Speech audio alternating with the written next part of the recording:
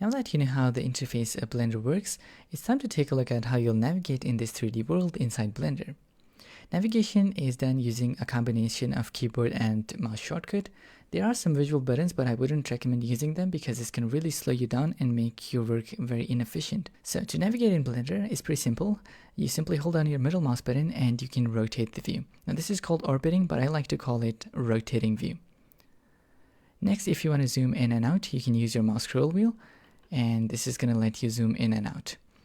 Now you'll notice that it's more of an incremental zoom, and if you want to zoom in more smoothly, then you can use the keyboard shortcut and the mouse combined.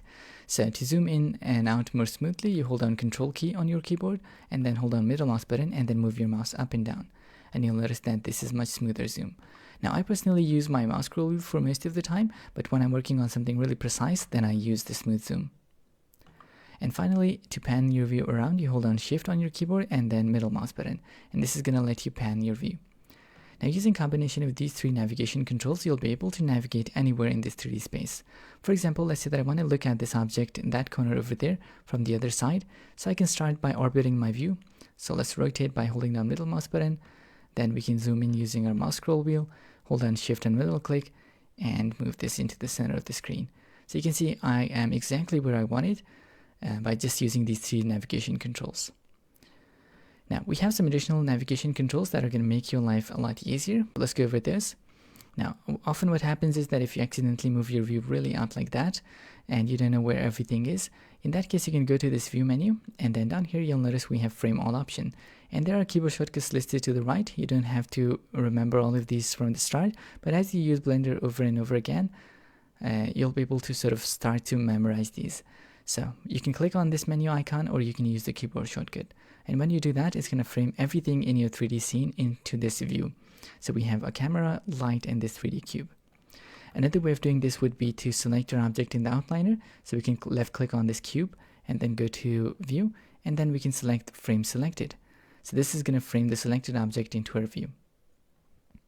And then we have some additional controls, like if we go to viewport, we can go to our top view, front, and right, and there are keyboard shortcuts listed here. Some of the important ones are pressing 1 on the numpad to go to the front view, and if you look in the top left corner of the viewport, it says front orthographic view, and then you can press 3 on numpad to go to the right view, and 7 for the top. And you can go to the opposite view by holding down Control and then pressing 1, so that's going to be back, and then holding down Control and pressing 3 on the numpad, it's going to take you to the left view. Going back to the perspective view is pretty simple. You simply hold down middle mouse button and you can go back to your 3D perspective view. And finally, a visual way to navigate in this 3D space would be using these gizmos on the right of your 3D viewport. So you can click on any of these different axes and it's going to move you to that particular view. And you can also left click and hold here to sort of orbit or rotate the camera. And you have this magnifying icon. You can left click and hold here, and then you can zoom in and out. And then using this hand icon, you can pan the view. Now I don't like to use these because when you're editing and working on complex objects, you don't have time to like go back and forth between that. It's going to really make it an inefficient way of working. Finally, there are some settings that I'd like to go over that I like to turn on when I install Blender. So if we go into edit menu, and then at the very bottom we have our preferences, and let's move it to the center of the screen. So down here we have navigation tab. Let's go to that, and then here I like to enable this depth function. Now let's close this window, and we have to see this. So by default, when you hold down middle mouse button to rotate the view, what happens is that it rotates around an imaginary point in the center of your screen, and it rotates like that. But oftentimes what happens is that when you have when you sort of move out in this area, and then you start working on your model, and you can see how it sort of rotates around that empty sort of imaginary point. Now I don't like to use that. Instead we can make it work a little better by enabling this depth function. Now what it does is that if we close that, now wherever you middle click and rotate, it's going to rotate around that point. So now you can see that it's much easier to do.